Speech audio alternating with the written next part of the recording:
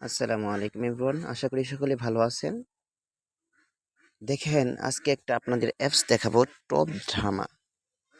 Top drama এই অ্যাপসে নাকি টাকা দেয়। দেখেন আমি ঢুকলাম, দেখেন আমার ব্যালেন্সে ৬,০০০ হলে তুলতে পারবো, কিন্তু আমি সবগুলো তাদের ধাপ পার করেছি।